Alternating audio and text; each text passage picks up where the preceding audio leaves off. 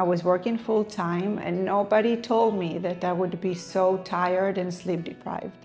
You don't need all the mobiles and all that. That is, sleep interrupter. So you don't really want your child to lay in their crib and look at the mobile. Psychology is a great tool to explain your child what is going to happen. Even when you think they don't understand, they do understand. Hey guys, welcome back to the podcast. I'm here with my good friend Shani. Hi everyone. She specializes in sleep training kids. I work really hard, so I don't get to be home too much, so I miss some of this, but it is one thing that many of my patients ask about after you have the kid, after you spend 40 weeks with us in the office. What do you do? How do you deal with getting your kids situated at home and sleeping so you can get some of your freedom back? So if you don't mind, just introduce yourself and tell me what you do. Okay, so I think that you do an amazing job educating parents for 40 weeks about all the prenatal stages. So they come to you and they know what is done medically. But when I went through the prenatal stage, I didn't get any information about infant sleep. And as a new parent, I envisioned my parenting journey a little bit different. I was working full time and nobody told me that I would be so tired and sleep deprived. And once I had my first child, I started researching and I learned so much about infant sleep that after a few months, I started implementing the tools that I learned, and he was sleeping through the night. I was pretty much pregnant for 3 years because I have 3 kids and they are a year apart. So while working full-time in the financial industry, I decided to get certified. I found a sleep training method that was aligned with my parenting style, and that is called baby-led sleep. It talks about not letting your baby cry it out in the crib because that really doesn't teach them how to sleep, because after all, sleep is a skill. It basically teaches them about psychology and the bonding between parents and their children. There is a lot of routines and consistency that comes into play when we talk about sleep.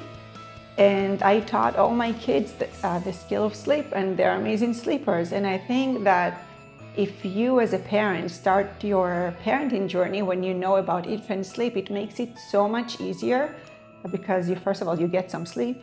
But also, we talk about sleep, but at the end of the day, you want to be able to plan your day. You want to be able, when you're going to be able to work, go out on a date night, and just, live your life other than being a parent. Which is so important, and I'm going to talk to you today more as a dad than an OBGYN because really there's not much overlap on what I do and when the baby comes after. And I can tell you, listen, personally, we had both of our kids in COVID. My daughter was born in 2020 and my son in 2021. They're 18 months apart. And we didn't have a lot of help. I begged my wife to have some help in the house because, I'm never home. I'm working all the time. So for me, I wasn't the most helpful parent. And my poor wife, she works very, very hard. And she literally had my daughter all the time working full time after her maternity leave, literally typing with her on her belly. And luckily we did sleep train our kids and we started early, which did at least help give us some sort of semblance of routine. And I think that's so important to figure out, just have a game plan going into it. So I agree with you, sleep training is so important on just figuring out how to get through that first infant stage. Because it's funny, we have these parents come in and all their friends are telling them it's amazing, you're having a baby, everything's so happy. And as soon as the baby is born, they'll go, welcome to Parenthood. Right. And they start this whole journey of trying to, a lot of them, like for me, I have 2 siblings, but I have a twin brother and another one 14 months younger. I didn't have young siblings growing up. I didn't know how to change a diaper. I didn't know how to swaddle. I didn't know how to do any of whatever works. I don't know. Everyone has different feelings on these things. Yeah, and you don't know. And I think, people, especially moms, we hear a lot from social media. There's a lot of pressure from pediatricians also about your baby needing to sleep through the night at 4 months. And that creates a lot of pressure on parents and moms that maybe they're not doing something right if their child is not sleeping through the night when they're 4 months. Or there is shame around saying, well, my child is not sleeping, but how is their child sleeping? And it really comes down to lack of education. Because if you knew, first of all, what to expect, and I always say to my clients, let's manage expectations. Most likely, your child will not sleep through the night when they're 4 months, because at that age, they still need to eat. It doesn't mean they would wake up every hour, but in reality, they should sleep through the night around 9 months. And then, when they know that they don't feel shame, they don't feel guilt, and they just know what to expect. And I think that's very helpful. Which is also crazy. For some reason, however we're here, whatever beliefs you have, babies are born nocturnal. And at least during pregnancy, moms come in and go, oh my God, I don't feel the baby move so much during the day. And then I go to lie down and it's just like a party in my belly. Yeah. So they're going, literally, these babies are born nocturnal and you're telling them to sleep through the night, which I think is good. You need to habitate them and move them forward. And some kids, they do sleep through the night early and some don't. We're all humans. So some adults sleep well and some don't. But imagine a baby spends 9 months in the womb and they can sleep whenever they want, they can eat whenever they want, and then they're born and they need to depend on you to feed them, to change them, to teach them how to sleep. And it's hard. So first of all, it takes some time to get used to being here in the world. And you need to have patience and grace for your child because they are dependent on you. And when parents come to me and they said, oh, we sleep train our children, they were sleeping through the night, but then we traveled and they haven't been sleeping since. Well, that's because they really didn't learn the skill of sleep when you let them cry in their crib. You basically just taught them that you're not coming. And when you teach your child how to sleep and you talk to them and you explain to them what's going to happen when you travel or when they're sick or teething, it doesn't affect their sleep and they continue sleeping well during whatever they're going through. We went to Israel a few months ago, and with jet lag and exhaustion of travel, my kids were sleeping through the night from the first day when we got there and when we got back. No jet lag, no nothing. And that made our trip amazing, and it makes our life so much easier because we are not sleep deprived. Well, it's good. I think it's really important to have these conversations about what to expect postpartum after you have the baby, to help parents cope with these things. So let's say you're talking to a future mom, she's pregnant. What can she do during the pregnancy to help better just get ready for this process of having a baby, helping them sleep train and situating them at home? So first of all, let's start with the baby industry is so overwhelming and expensive. And when you're excited and having a child, you pretty much want to buy everything. But there is no need. So let's start with the sleep environment. You really want to invest in a good crib, especially the mattress should be firm. You don't need all the mobiles and all that. That is, sleep interrupter. So you don't really want your child to lay in their crib and look at the mobile. You want to put a sound machine, a rocker, blinds on the windows. And that basically creates the optimal sleep environment. But I always say when I speak to my clients, there are places in the world where there is no AC. There are people that cannot afford a good crib and their babies sleep just fine. So, take everything with, a grain of salt. But so let's work on the optimal if we can afford it. Then we want to learn about infant sleep. What does that look like? That babies basically in the first 3.5 months, they just eat every 2.5 to 3 hours. And that's why I say don't invest in a night nurse, because at the beginning, all they do is sleep, eat. I disagree with you on that one, but we never had a night nurse. But I found, at least for the parents that we have, this is my thought, you can disagree with me, and I'd love to hear your opinion. But we grew up in a situation where we had families in a house, meaning 2 generations ago, you had a mom, you had an aunt, you had older siblings, you had a bunch of people helping to take care of one child. Right. Now we have, especially you see people, we have a lot of people moving down here from different parts of the country or different countries. It's just the 2 of them and the kid.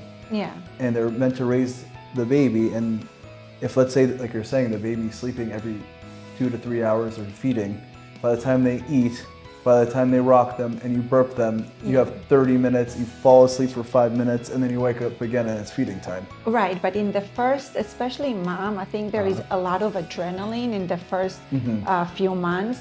So you really want to bond with your child. Yes. But then after a few months, that's the time to invest in, because that's when you actually can put your child on a sleep schedule.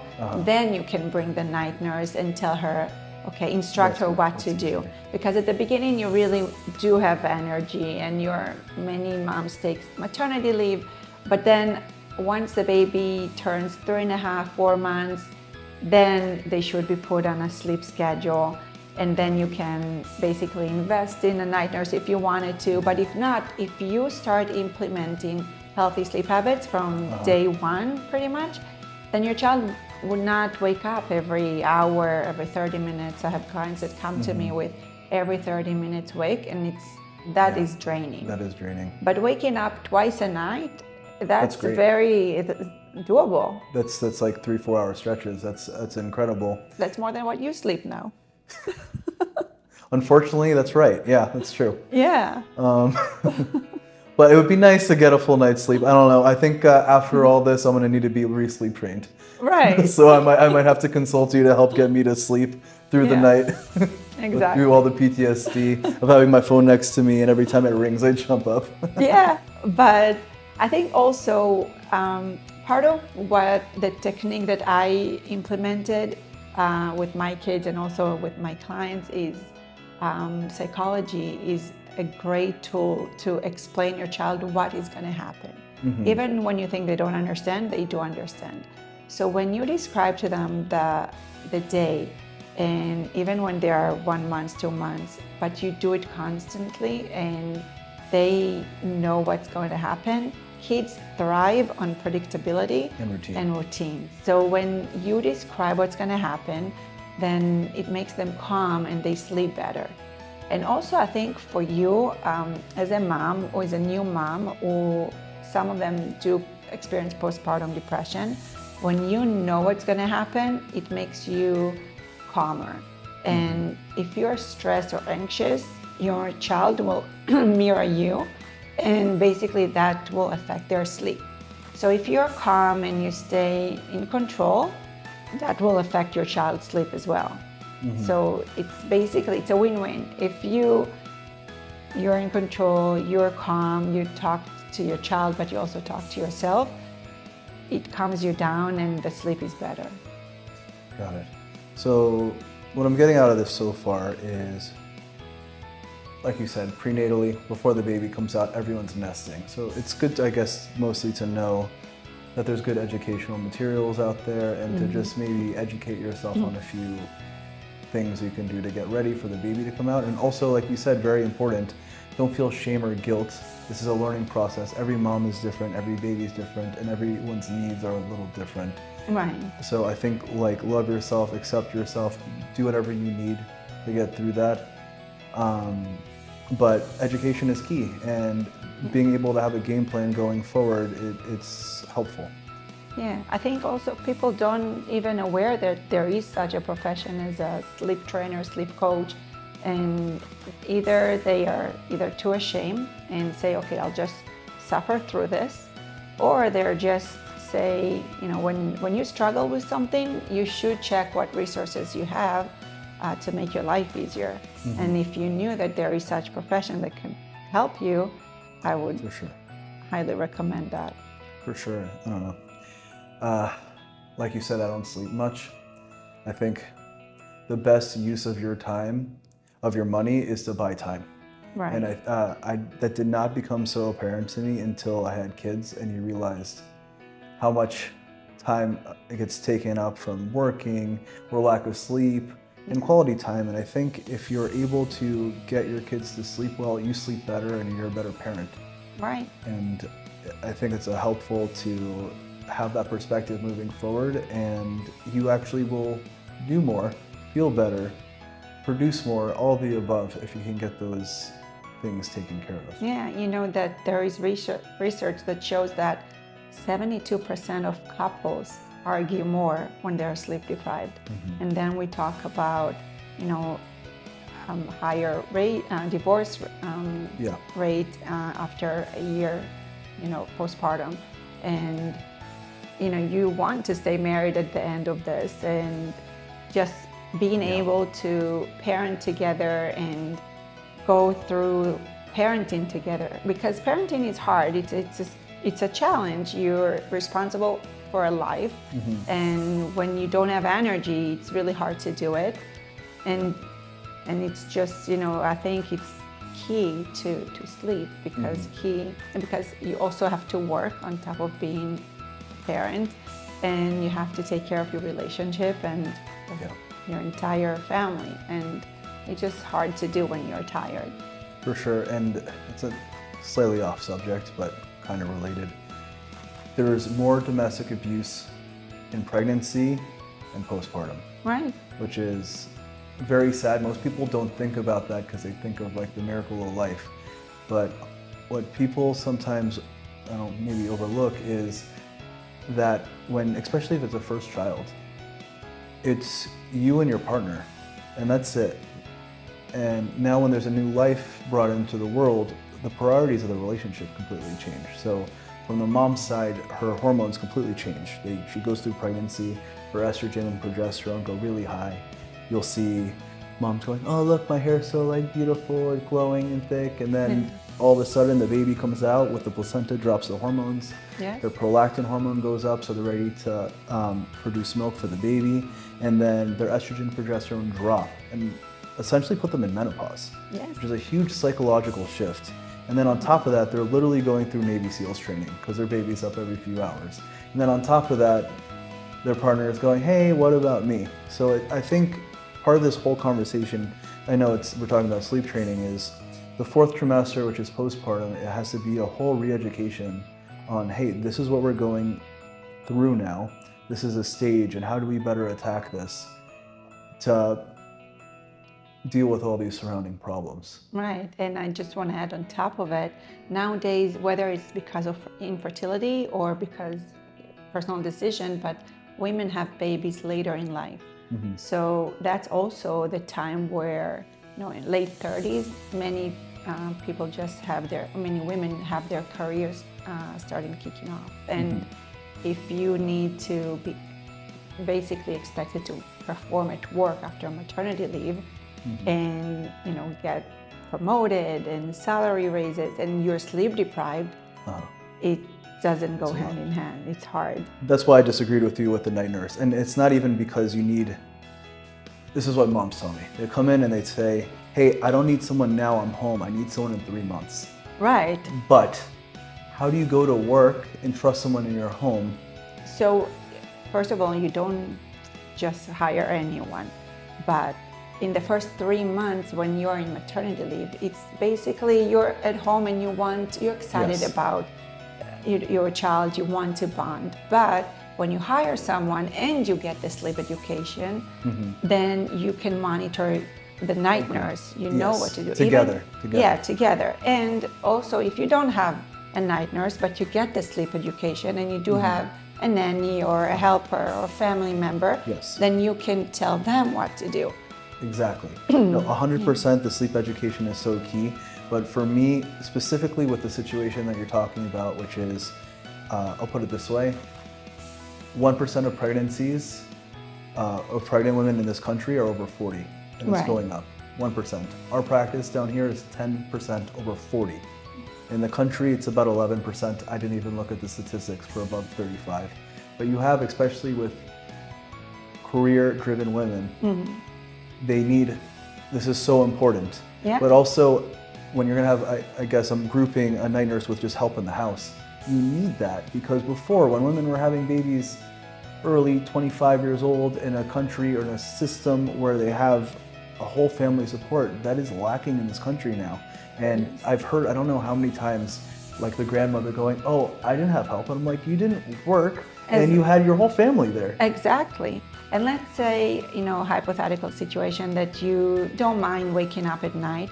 You need the sleep education to tell your health, whoever is staying at home with the baby while you're at work, how to, put them down for a nap, how to feed them, because the more the baby sleeps during the day, the better they will sleep during the night. For sure. So if your child, and I hear from so many parents that their nannies don't make sure that the baby sleeps during the day, or the child doesn't nap for more than 30 minutes.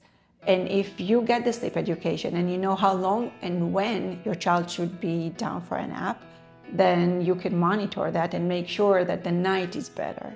For sure. And it's just, it's a circle, basically. Yes, exactly. And everything counts. Yeah. So let's move forward. So we talked about during pregnancy. Let's say the baby's born. Let's talk about those first few weeks. Okay, first few weeks, we're basically slaves to their needs. Whatever they need, whenever they want to sleep. But you can start with talking to them and explaining to them they're, human beings and you're responsible to shaping their personality. But let's jump forward to around 3.5, 4 months. Sure. That's when you have to start the routines and the schedule. So around 4 months, a child should sleep it should take around 4 naps during the day, and then nighttime starts. Let's say, I don't know if you're familiar with the term awake window. Awake window is the time that a child is awake from the moment they wake up until they go down for their next nap or nighttime. That includes feeding, playtime, diaper change, everything. So let's say the child woke up at 7 a.m. The next nap should start at 8:30. So the wake window, the first one, is a 90-minute wake window. At that time, you should make sure that your child feeds, plays, you change their diaper. And then basically when I work with a family, I give them the schedule and it changes every month. So the first 16 to 18 months, there is a lot of changes because there is a lot of developmental changes, a lot of milestones, teething, could be sickness.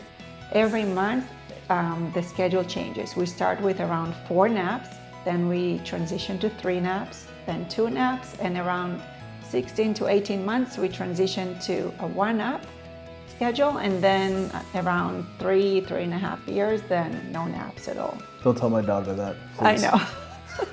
Because we're still trying to convince her, and she still does it, and which is great because everyone is different. So if your child, my oldest also at 4.5, is still napped. Now at 5, he's done. But it's good because I like naps, so it's okay. But the more consistent and the more on top of the daytime you are, the better nighttime will be. Then we go to nighttime routine. So that could be whatever works for your family. If you like to have dinner together, take a shower, play, and don't make it a big deal. Just make it every day the same thing as much as possible. And dinner with babies, at first it's their bottle feeding. Later on, when you start solids, it's also solids, but it shouldn't take forever. Just, everything should be about 30 minutes. But your child should know that there is a routine, and then they will know how to associate dinner, shower, book with bedtime. And the sooner you start, the better, because that's how they teach them. Yeah, and I noted, you talked about earlier, hey, you got your kids to travel and they were still on a sleep schedule. But it seems to get there first, you need to really take out the variables and control everything you can as Right. far as the schedule goes, to kind of get them accustomed to it, to get them into a rhythm of how the day works. Yeah, but because we want to start as soon as possible, around 9 months, when the child should be actually sleeping through the night, then you have basically 12 hours that you know that your child is asleep and you can do whatever you want. So for me, it started with everyone, because I have 3 and I had multiples and I had multiple schedules. I knew exactly when each one was asleep. So let's talk about self-care, because prioritizing yourself for me is very important. Yes. So for me personally, what mattered was my workout. I needed my workouts, and I knew exactly when I was able to work out, whether it's during nap time or nighttime. But I knew that if my child is napping from 12 to 2:30, I have 2.5 hours to work out.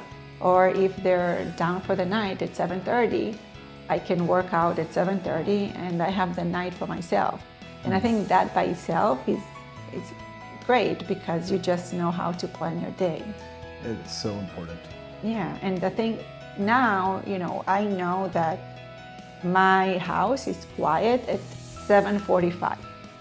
7:45, I know that I have until 7:30 in the morning to do whatever I want. If I wanted to go out, if I wanted to make a reservation, I know at what time I'm able to do it.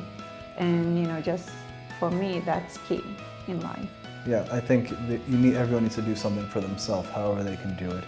And I think it's important to mention something here. In the beginning, I said, hey, let's talk about for the first few weeks. And you said, let's skip to 4 months, because you're basically a slave to your baby. That's really important, and for 2 reasons. Number one, to know that, hey, some things are going to go on pause for a little bit. Yes. But number 2, that there's a deadline. So if you're like with your partner trying to figure out, hey, how are we going to build a relationship? At least knowing, hey, listen, this is going to be a hard few months. But about the 4-month mark, we can start rebuilding everything again. Yes. But there is going to be a buy-in time of trying to figure everything out. And also around the 4 to 6 month range, it's going to be a little variable for a kid, because some kids start eating solids at 4, some 4 months, and that's 6 months. Yeah, correct. So. But also I want to say to every mom struggling, take it day by day, because everything is temporary. The first 16 to 18 months are definitely, there is a change every month, but it could be every week and every day. And, sometimes you have more patience and sometimes you really don't. So give grace to yourself. Got it. So let's say you had a client and they're around 6 months and their kid just still is cluster feeding. Like, I think some parents come into this and they're very proactive and they get on the schedule. Let's go 9 months in. How would you, in a situation where a kid is not sleep trained, how would you intervene to help get them on a routine? So we start with the daytime. I give the family based on their parenting style and the number of kids they have, because if they have multiple schedules to consider, the plan will change. But I create a plan for them. And it takes about, we say 2 weeks for a child to get used to a schedule, but in reality, it takes 3 to 4 days. And then we start with a day and automatically the night gets better. But I also want to talk about nutrition, because nutrition is really a big part of it, whether it's breastfeeding or formula.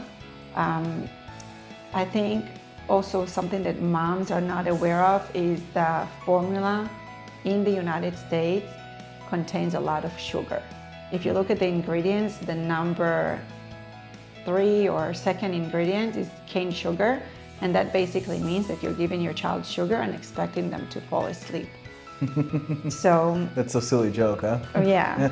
So when I talk to parents and I tell them, okay, tell me what's going on. Let's say the child is 9 months, and I see, first of all, there is no schedule, and most likely there are no routines, because if you don't know at what time your child will go down for a nap or down for the night, then you basically haven't established any routine. But then I ask them about breastfeeding or formula, and I see what type of formula they're giving their child. And then I bring, my favorite formula, which is, made in Europe, because in Europe there are it's much more regulated than in the United States. And I just recommend buying that if they are using formula. Which formula do you recommend? Whole, and it's in Europe in different places. It's actually sold out of a warehouse in Jersey too, so it's not more expensive, and you just order it online. Yeah. But it's just something also that parents are not aware of, because everybody's just heading to Target and buying whatever is on the shelf. A little sidetrack here, but you're mentioning formula.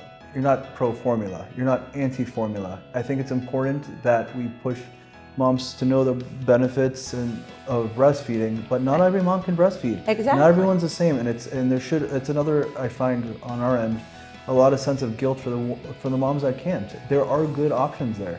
I was formula fed. I was born 30 weeks. Same.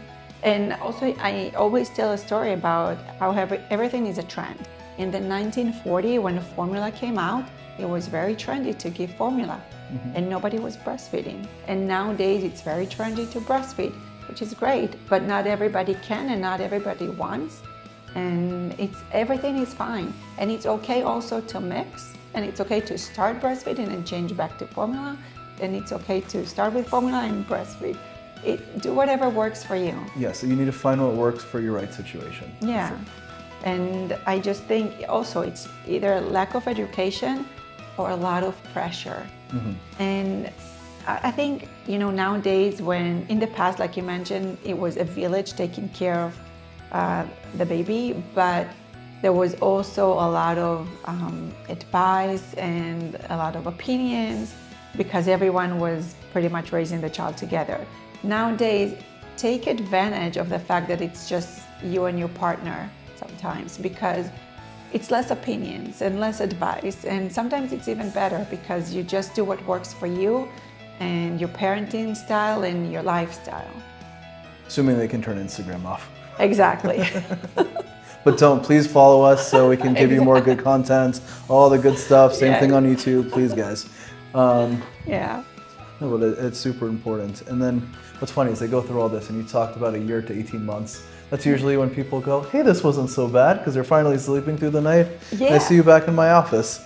But then I get parents that come to me and they haven't been sleeping for 2 or 3 years because they have been making all the mistakes, like driving their child in the car for 15 minutes every night until they fall asleep.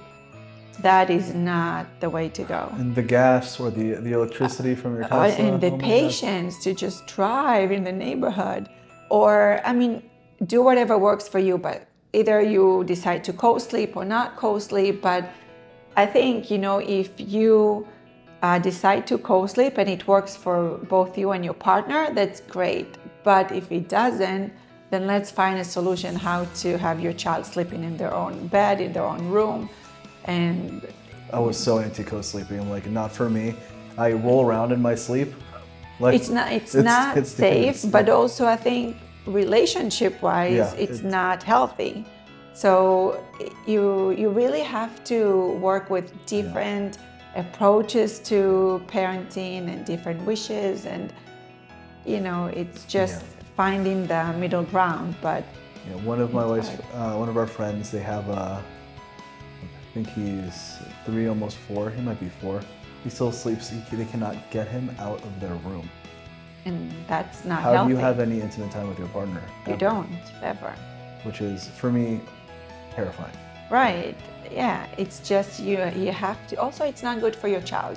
And I understand sharing a room with your baby when they're at the beginning. Yes, of course. For the first few months, we talked about till the four, nothing. All this comes into play at 4 months. Exactly, because actually around the 6 months mark, you actually wake your baby up, whether you're aware of it or no. But it's just you snore, you just make sounds while you're sleeping, and you wake them up. So it's better for them not to be near you. And I talked to friends about this too. Out of our friend group, we had kids earlier.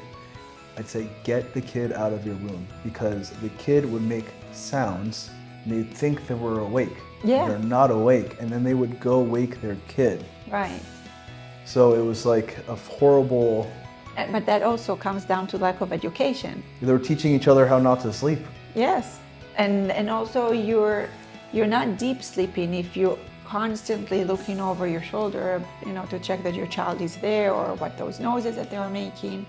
It's just better to have them in a different room, in their own crib, that sleep environment that I described, and it creates also the child knows and recognizes their space, and they learn to like it, and it's where their safe place basically. That's really important too. As far as learning works, people learn and their brain changes depending on the environment they're in. So like if students are funny, they'll go sit in the same chair in every class, or they'll go to a specific place to be in a certain mood. So some people can only work in an office, or like if you work at home, you need a specific place to do it, because your brain chemistry changes to meet the environment that you're in. So if you can have a place for your child that when you're here, you're sleeping, it'll automatically help trigger them. And you said other things like talk to your baby. Your 1 month old is not going to understand a word you're saying, but they're going to understand the tone of your voice, exactly, the cadence, the way you speak to them, and the energy you're giving them. Right. So if all these things mirror and you have the same routine, your chance of success goes a lot higher, whatever that means. Right. And when I have clients, they come to me at 9 months and they say, oh, my child has separation anxiety and they're not sleeping. Well, yeah, separation anxiety happens, but if you implement the tools and you talk to your child and you explain to them about the day, what's going to happen, your child doesn't know the difference between an hour and a half nap versus 12-hour nighttime. So there shouldn't be separation anxiety. It should be them knowing that you're coming back because that's what you've been saying to them, and they know what to expect. And I think it works the other way. I think a lot of the separation anxiety is from mom to baby. Like I had a patient recently who had such a codependent relationship with her baby, and she was pregnant with her second, that she could not leave him anywhere with anyone. It was like, you're about to have another baby, what are you gonna do? Yeah. So eventually, finally, she had to have some separation, and she was having a repeat C-section, so she had to leave it with her mother-in-law. He's like, I'm so nervous about the other baby. I'm like, we're having a kid right now, okay? Yeah. New baby, let's focus on this baby. And postpartum, the baby came in, fine, happy, no issues, no crying. And she's like, but what happened? And I think a lot of those anxious feelings, like you were saying, the way you speak to your kid, it really helps shape their interaction with you. Because that baby was just fine, well adjusted and everything. Yeah. And sometimes it takes having another kid to give them that space, I guess. I don't know. Yeah, and I think you also, by talking to your children, you create good communicators, which is great for life in any aspect. So it's a win-win. You basically create great sleepers and good communicators, and I think that's amazing for life.